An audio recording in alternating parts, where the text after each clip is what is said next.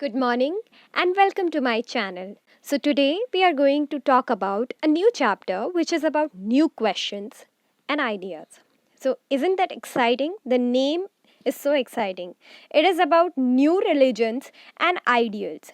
So, how people start questioning for what they are following. They started questioning the things which they are following, the sacrifices. 3000 years, what they enjoyed, they started questioning it. So gradually, as the influence of brahmanas grew, होता क्या है इसमें कि लोगों ने question करना शुरू कर दिया कि क्यों हम सैक्रिफाइसेस करें, क्यों हम ये सारे यज्ञ परफॉर्म करें. उन्होंने धीरे धीरे क्वेश्चन करने स्टार्ट कर दिए थे और इसी फेज में इमर्ज हो रहा था. ठीक है, 500 BC में बुद्धिज्म, 600 BC में 500 BC में बुद्धिज्म, 600 BC में जैनिज्म. ठीक है, by the birth of Siddhartha. Okay, so इसी के साथ क्या होता है, people started questioning their presence. Philosophical बातें आने लगी थी अब लोगों के दिमाग में. ठीक है, तो होता क्या है, जैसे जैसे ब्राह्मणों का इन्फ्लुएंस बढ़ता है, ये रिचुअल्स, सैक्रिफाइसेस, ये इम्पॉर्टेंट हो रहा था. पर जब लोग सैक्रिफाइस कर रहे थे, कैटल स्लॉटर कर रहे थे, अपने जो एनिमल्स हैं उनको स्लॉटर कर रहे थे, अश्वमेध परफॉर्म कर रहे थे, बहुत सारी सेरेमनीज परफॉर्म कर रहे थे, kill the number of bulls along with the sacrificial horse. ठीक है, in the interest of brahmanas paid handsomely for their services. Brahmanas को काफ़ी कुछ पे कर रहे थे. So people began questioning the need for such rituals. क्या ज़रूरत है इन रिचुअल्स को परफॉर्म करने की और क्यों हम फॉलो कर रहे हैं. क्या उन्होंने अपने बर्थ पे क्वेश्चन उठाया. Okay, this even led to the birth of several, मतलब उन्होंने क्वेश्चनिंग करी कि उनका बर्थ हुआ क्या है, उनका पर्पस ऑफ लाइफ क्या है.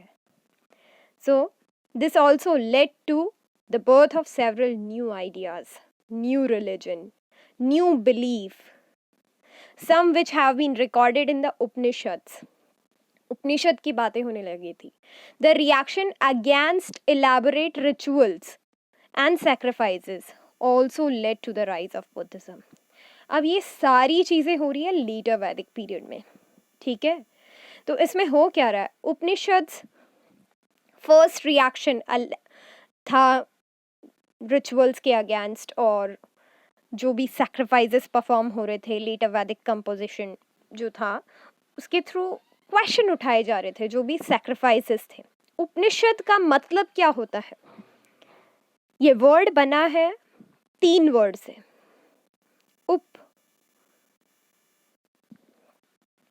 उप का मतलब नियर, पास में. नी का मतलब डाउन, नीचे. ठीक है, and shad meaning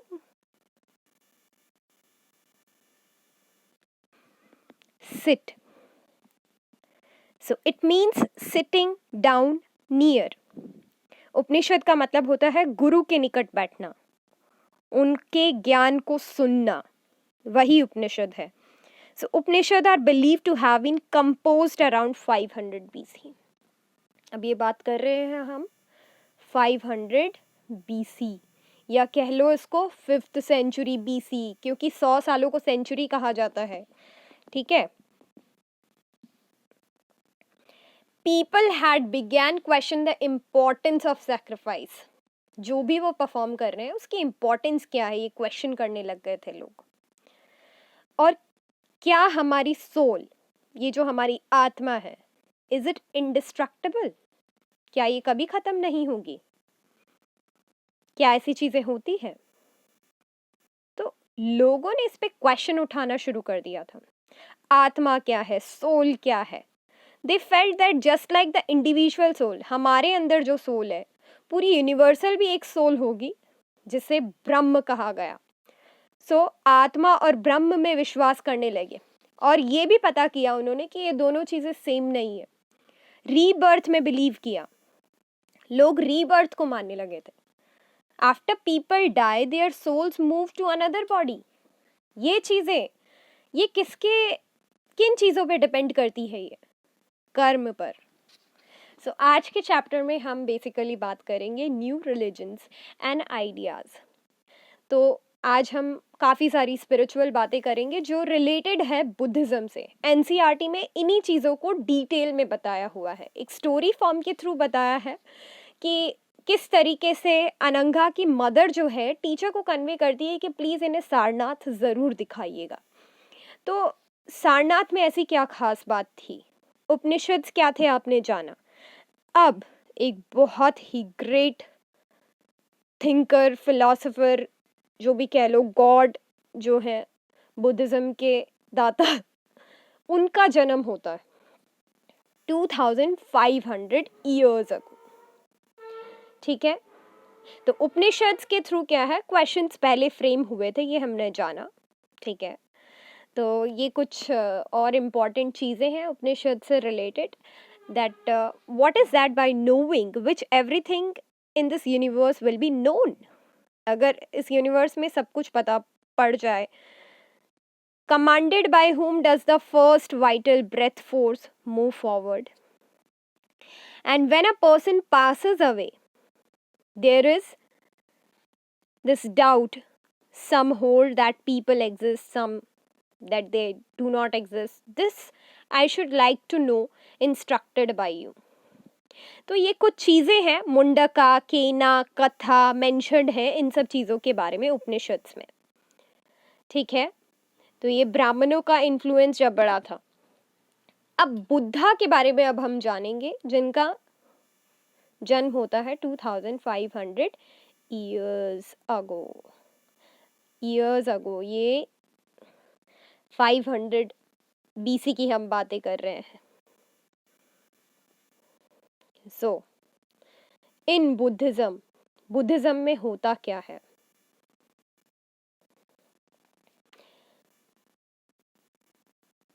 Buddhism 500 BC में एक थिंकर के साथ एक थिंकिंग बिगैन हुई थी। People start asking to respect the lives of beings including animals. उन्होंने बात करी थी कि एनिमल्स को भी रिस्पेक्ट प्रोवाइड करनी चाहिए, सारे लिविंग बींग्स को रिस्पेक्ट प्रोवाइड करनी चाहिए।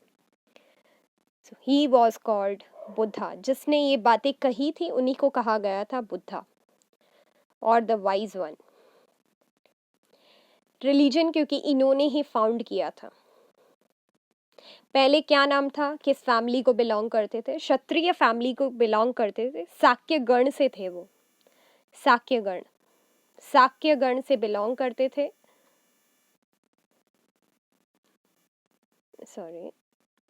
शाक्य गण से वो बिलोंग करते थे। गणों की हमने बात की थी, ग्रुप्स ऑफ पीपल। ठीक है, और सिद्धार्थ इनका नाम था, गौतम भी इनको कहते थे, गौतमी पुत्र। एंड बहुत ही अर्ली एज में इन्होंने अपना घर छोड़ दिया था। क्यों छोड़ा था? क्योंकि एक बार जब वो घूमने निकले अपने सारथी के साथ, तो उन्होंने क्या देखा, अब तक वो लाइफ को क्या समझते थे कि it is full of happiness, Joy, इसको कैसे भी इंजॉय किया जा सकता है, बट उनको रियलिटी का नहीं पता था। जब उन्होंने देखा एक मृत्युशैया पे इंसान लेटा हुआ था, उसकी मृत्यु हो चुकी थी, एक बीमार इंसान को उन्होंने देखा, तब उनको पता पड़ता है कि life is full of sorrow and miseries and it will and someday. ठीक है, सो तभी से उन्होंने डिसाइड किया कि वो ट्रूथ को ढूंढेंगे कि पर्पस ऑफ लाइफ क्या है। So he travelled many places and had many discussions and decided to find his own path of enlightenment. सब कुछ त्याग दिया था उन्होंने और खुद उन्होंने अपना रास्ता चुना, ढूंढा और एनलाइटमेंट अचीव करना चाहते थे। बहुत सालों के लिए, बहुत टाइम के लिए उन्होंने मेडिटेट किया था। कहाँ पर मेडिटेट किया था? ओके, पहले हमें पता होना चाहिए कि today is 22 April and it is celebrated as Earth Day. ठीक है, अब आ जाओ बुद्धिज्म पे, वापस आ जाओ वापस। बुद्धिज्म में बुद्धा जो थे उन्होंने खुद अपना पाथ ढूंढा, और इनके बारे में मोस्ट इम्पॉर्टेंट क्वेश्चन जो पूछा जाता है, 2 प्लेसेस का पूछा जाता है, बौद्ध गया और सारनाथ। तो बौद्ध गया में बोधि ट्री कहा गया है, पीपल की ट्री को, जिसके नीचे बैठकर उन्होंने मेडिटेट किया था काफ़ी दिन तक, एंड माना जाता है कि वहीं पे उन्होंने रियलाइजेशन अटेन किया था। ठीक है, सो बुद्धा अटेन्ड रियलाइजेशन एट बोध गया। और सारनाथ जो प्लेस है नियर वाराणसी, वो फर्स्ट प्लेस है जहाँ पर बुद्धा ने अपना मैसेज टीच किया था, फर्स्ट टाइम अपना मैसेज दिया था। वहाँ पर एक विहार भी है, स्तूप भी है, धार्मिक स्तूप। क्या नाम है इसका? धार्मिक स्तूप। सॉरी, फिर से एक मिनट। धार्मिक स्तूप ये है सारनाथ में, जहां पर इन्होंने सबसे पहला मैसेज दिया था। अब स्तूप है क्या? डोम शेप्ड स्ट्रक्चर बिल्डिंग होती है जिसके अंदर बुद्धा के कुछ रिमेन्स हैं, ठीक है, या उनको फॉलो करने की कुछ चीजें हैं वहां पर। और बुद्धा ने अपनी पूरी लाइफ वॉन्डरिंग, मतलब एक जगह से दूसरे जगह अपना मैसेज फैलाने में लगाई थी। पीस और मॉडरेशन उनके लिए सब कुछ था, मतलब अपने मैसेज को उन्होंने हर जगह पहुंचाने की कोशिश की। He also asked people for themselves instead of accepting what others said. उन्होंने बोला कि लोगों को अपने में विश्वास होना चाहिए, ना कि दूसरे लोगों को फॉलो करना चाहिए पूरे time. He managed to spread his message to Rajgir, गया, धागी नगरी, कौशाम्बी, कुशीनगर, इन सारी जगहों पर अपना मैसेज पहुंचाया इन्होंने। Buddhism spread to different parts of India as well as the world, like China, Sri Lanka, Thailand, Japan. अभी भी आपको कुछ इनके रिमेन्स मिलेंगे। अब देखो बुद्धा की टीचिंग्स क्या थी, क्यों वो इतना इन्फ्लुएंशियल थे, Why he was so influential? इन्होंने 4 नोबल ट्रूथ्स दिए थे, 4 नोबल ट्रूथ्स। इन्होंने ये माना था life is full of suffering and unhappiness. ठीक है, ये पहला ट्रूथ था, पहला नोबल ट्रूथ। दूसरा था cause of our misery is endless desires.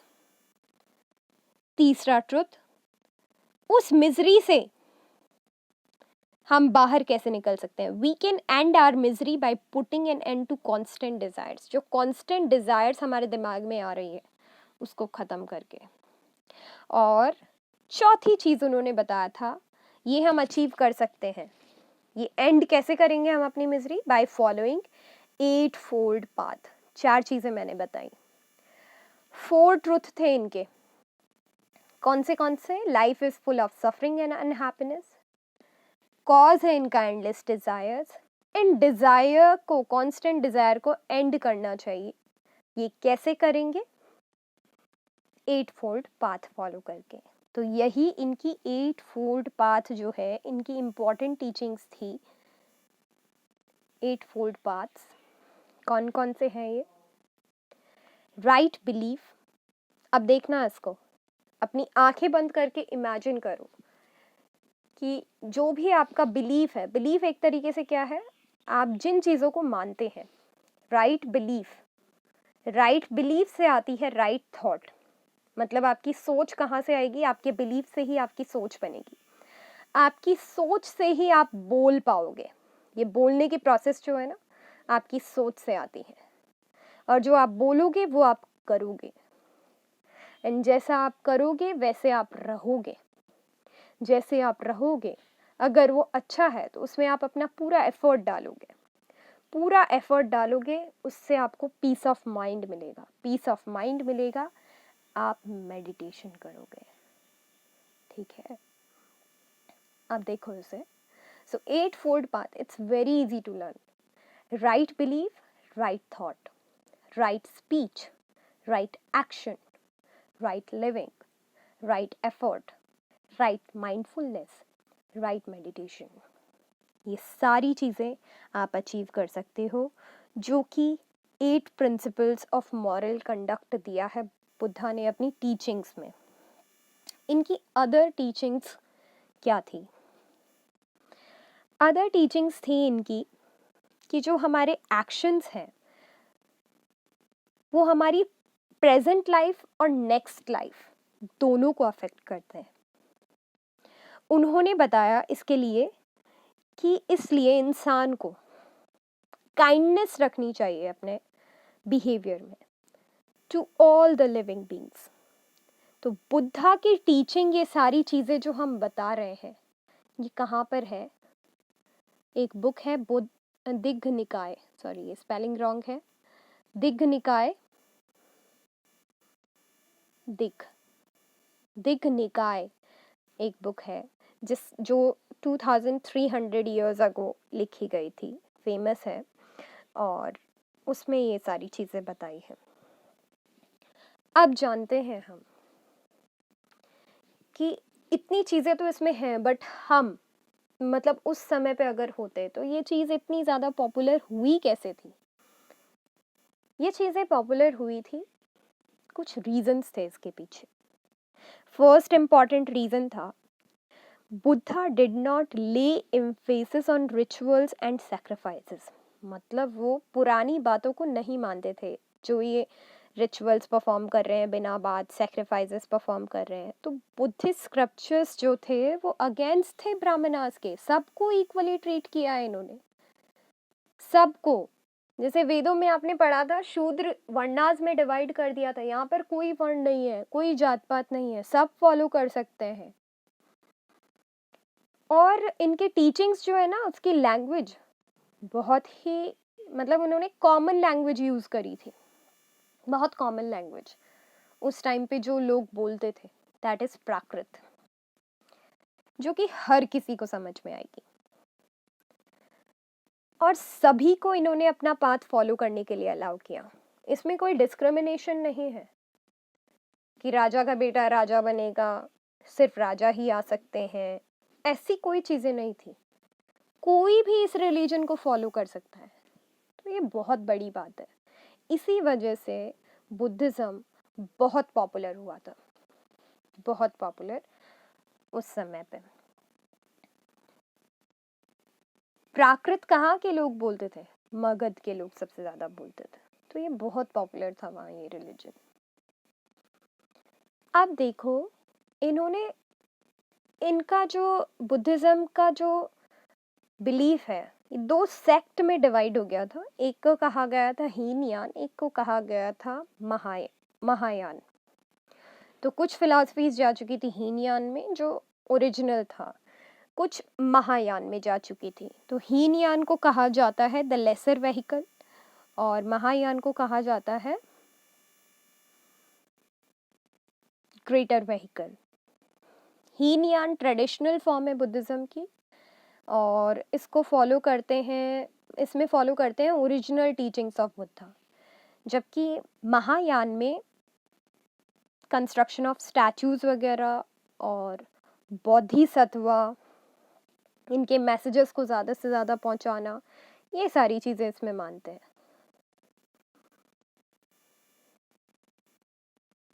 देखो इसमें, सो हीनयान के लोग क्या मानेंगे? Gautam Buddha was like a teacher, they use symbols for worship in footprints या फ्लावर। मैरिट डीमेरिट इसकी डिपेंड करती थी प्रीवियस बर्थ पे, मतलब प्रीवियस बर्थ के कर्मा पे बिलीव करते थे। merit cannot be transferred from one person to another.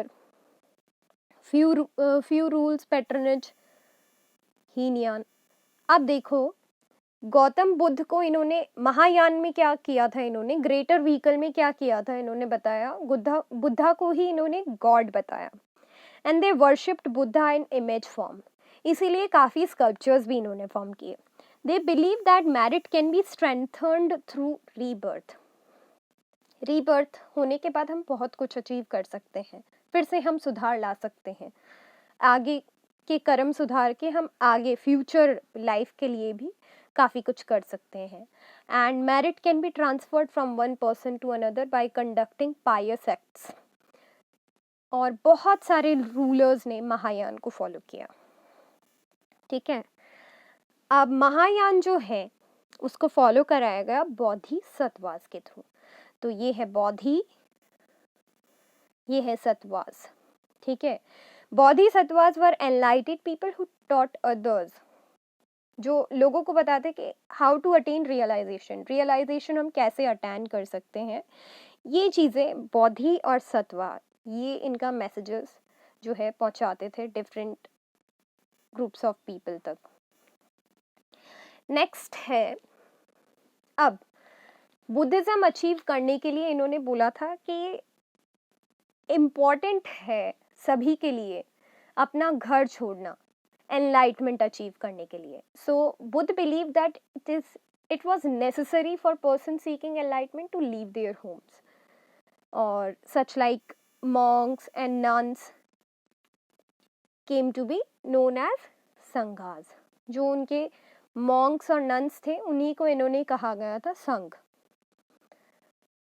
उनके बारे में बहुत सी इंफॉर्मेशन मिलती है विनय पिटका. विनय पिटका अज्ञान एक बुक है जो संघ के बारे में हमें बताती है. ये क्वेश्चन बहुत बार पूछा जाता है विनय पिटका के बारे में. ठीक है, नेक्स्ट है, सेपरेट संघ होते थे, मेन के और वेमेन के, दोनों के अलग अलग होते थे. किसी भी सेक्शन ऑफ सोसाइटी को लोग बिलोंग करते हैं, चाहे लेबर्स हो, स्लेव्स हो, कॉर्टिजन्स हो. सो स्पेशल रूल्स थे चिल्ड्रन के लिए, विमेन्स के लिए, स्लेव्स के लिए. क्या स्पेशल रूल्स थे?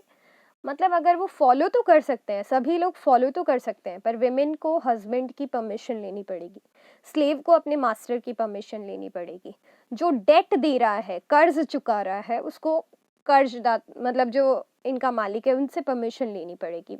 और those who work for the king, संघ ज्वाइन करने से पहले किंग की परमिशन लेनी पड़ेगी. All those who joined Sangha were expected to lead simple lives. अब उनको यहाँ पर कोई लग्जूरियस लाइफ नहीं प्रोवाइड हो रही है, वो भिकुनीज और भिक्षुज बनेंगे.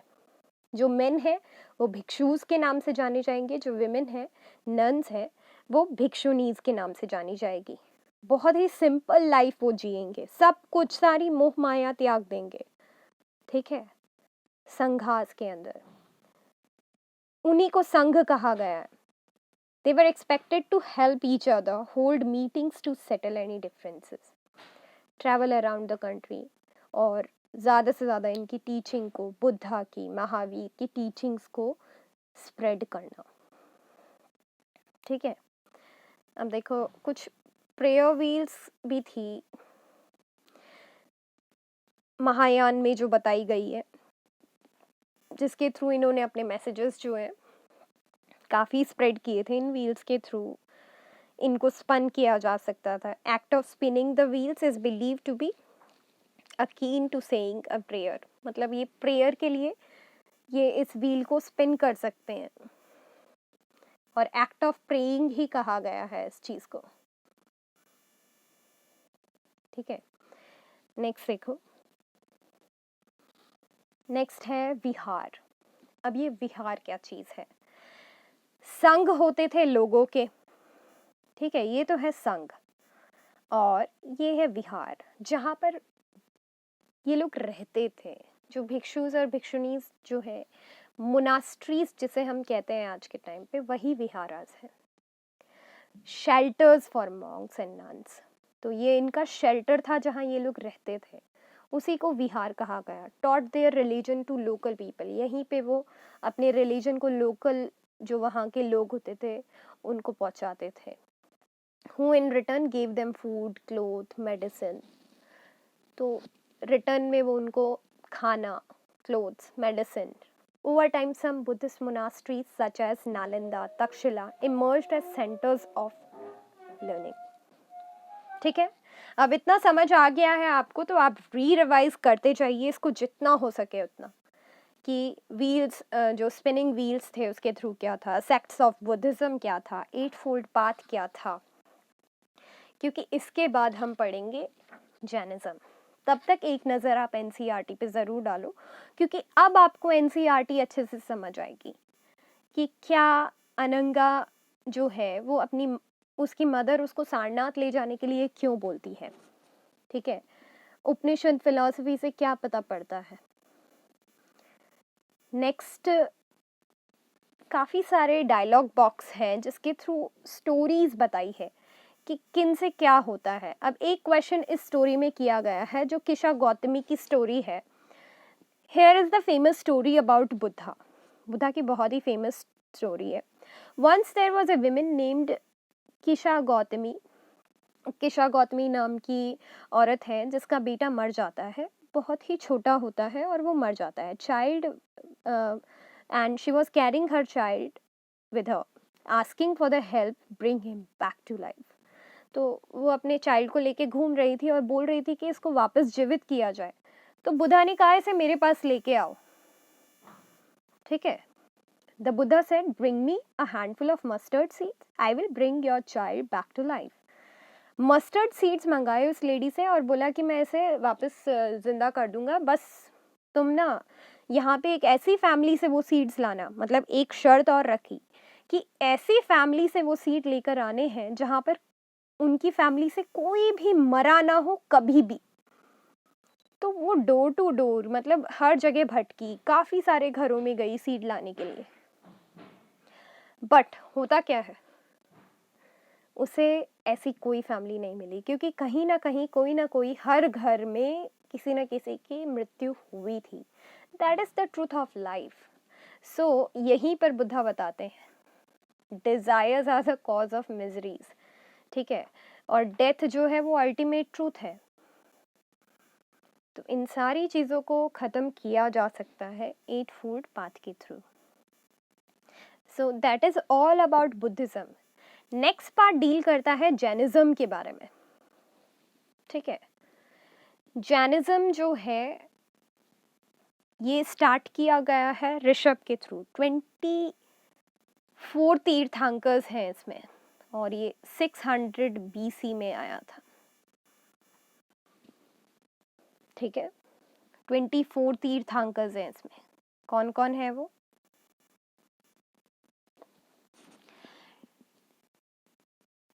ट्वेंटी फोर तीर्थंकर्स आप जी देख सकते हो। सबसे इम्पॉर्टेंट होता है फर्स्ट वाला लॉर्ड ऋषभ, और लास्ट वाले दो, दैट इज 23rd पार्श्व एंड महावीर। लास्ट है महावीर। ठीक है, तो देखो जैनिज्म जो है बुद्धा की प्रीचिंग से पहले ही आ चुका था 6th सेंचुरी BC में। वर्धमान महावीर जो थे, like Buddha, Mahavir was born in a family of Kshatriyas, prince of Lichavis, मतलब लिच्छवीज के प्रिंस थे। One of the groups comprising the Vajji संघ। वज्जी संघ के बारे में हमने पहले पढ़ा था। He left home at the age of 30 की एज में महावीर ने घर छोड़ दिया था। फॉरेस्ट में रहने लगे थे for 12 long years, lived in the forest. Finally उन्होंने 42 की एज में एनलाइटमेंट अचीव किया। और ये कहाँ पर इनकी मृत्यु हुई? That is Pava, Bihar. ये रीजन आपको याद रखना है। His followers came to be known as Jains. जो इनके फॉलोअर्स थे उन्हीं को जैन कहा गया। और ये वर्ड आया है जिना, ये वर्ड आया है जिना इस वर्ड से। इसका मतलब होता है कॉन्करर। कॉन्करर। और जिन्होंने इनके रिलीजन को फॉलो किया उन्हीं को कहा जाता है जैन्स। यही थे जो जैनिज्म लेकर आए थे। इनकी इम्पॉर्टेंट टीचिंग्स क्या थी? इनकी इम्पॉर्टेंट टीचिंग्स थी, 4 फंडामेंटल प्रिंसिपल्स थे इनके, 4 fundamental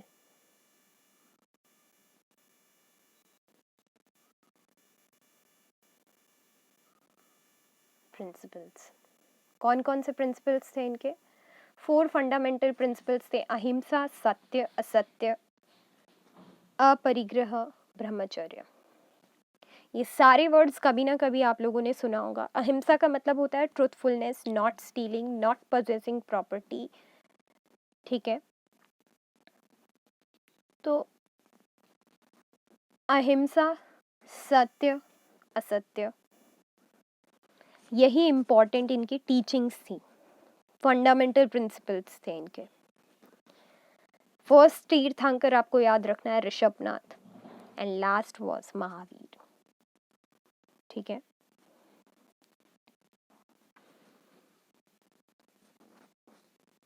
so Mahavira adopted these teachings and added celibacy. Celibacy जो है, ब्रह्मचार्य जो है, वो किसने ऐड किया था? महावीर ने ऐड किया था। इन्होंने 3 रत्न भी दिए हैं, 3 रत्न।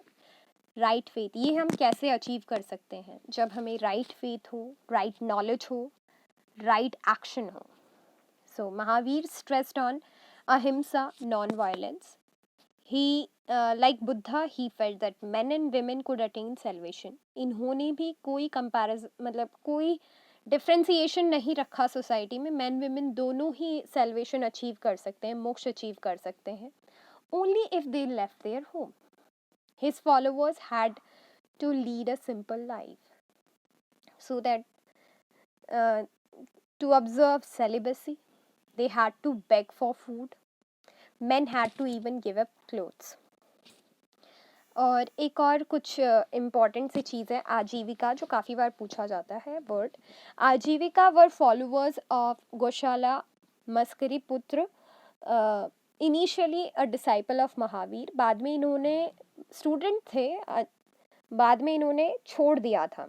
ही believed everything was pre determined, पहले से ही सब कुछ डिसाइड हो चुका है, आजीविका जो है ये मानते थे। और आजीविका practice severe penances and spent their lives wandering in the forest. They believed they were destined to do so. और वो ये मानते थे कि वो बने ही इस चीज़ के लिए हैं। अब देखो स्प्रेड ऑफ जैनिज्म, बुद्धिज्म के कंपैरिजन में जैनिज्म इतना नहीं फैला था, बट यस ये स्प्रेड, क्या रीजंस थे इसके स्प्रेड होने के? जो जैनिज्म था ये भी अगेंस्ट था एनिमल सेक्रीफाइसेस और जो रिचुअल्स परफॉर्म करे जाते थे पहले के टाइम पे। एंड इन्होंने भी वेदास को क्वेश्चन किया था, उनकी अथॉरिटी को क्वेश्चन किया था। Over the centuries Jainism spread in Gujarat, Tamil Nadu, Karnataka, north India. But इनका जो न्यू रिलीजन था वो ऑल सेक्शंस ऑफ सोसाइटी को इक्वली बुद्धिज्म की तरह स्ट्रेस नहीं कर पाया था, एक्साइट नहीं कर पाया था। क्यों? क्योंकि इसकी वजह से, अहिंसा की वजह से बहुत सारा स्ट्रेस आया था। किसमें? ज़्यादा नहीं फैला था क्योंकि फार्मर्स, आर्टिजन्स, इनके लिए ये फॉलो करना बहुत ही मुश्किल था। फार्मर्स को प्रैक्टिस करना पड़ता था फार्मिंग, जिसके थ्रू वो इंसेक्ट्स को किल करते थे, पेस्ट यूज़ करते थे फॉर द क्रॉप प्रोटेक्शन। तो ये वायलेट नहीं करना चाहते थे रूल ऑफ अहिंसा, जो इसके लिए मोस्ट इम्पॉर्टेंट था, ठीक है। तो इसका spread if we compare it with Buddhism ज़्यादा नहीं था। नेक्स्ट है इनके जो सेक्ट हैं जैनिज्म के, वो 2 तरह के थे। फर्स्ट सेंचुरी एडी में आए थे, लगभग 100 साल बीसी। 2 ग्रुप में ये डिवाइड हुए थे, श्वेतांबर और दिगंबर। श्वेतांबर जो वाइट क्लोथ्स पहनते थे, और श्वेतांबर्स लिबरल फॉर्म ऑफ जैनिज्म मानी जाती है। दिगंबर जो स्काई क्लैड, मतलब इस वर्ड का मतलब होता है स्काई क्लैड। दिगंबर जो होते हैं, they did not even wear clothes, they follow more traditional form of Jainism. अब इन सारी चीज़ों के बारे में हमें पता कैसे पड़ता है? तो इनके जो रिलीजियस लिटरेचर है पहले तो क्या था, सब कुछ ओरली था, तो ओरली इनके फॉलोअर्स को ये सारी चीज़ें बताई जाती थी। बट जो फर्स्ट रिकॉर्डेड टीचिंग्स थी 3rd सेंचुरी BC की, फाइनली उनको कंपाइल किया गया, ठीक है, 6th सेंचुरी AD में। और फाइनल कंपाइलेशन को 12 अंग कहा गया, उसी को सैक्रेड लिटरेचर माना जाता है, 12 अंग। और काफ़ी मटेरियल दिया गया इसी में लेटर, और जिसको कहा गया उपंगास। तो ये कुछ इम्पॉर्टेंट चीज़ें थी इस चैप्टर की। Hope you liked it. अब देखो, जैनिज्म के बारे में बहुत कुछ दे रखा है NCERT में। मैंने बेस्ट जो पॉइंट्स है वो आप लोगों को बताए हैं।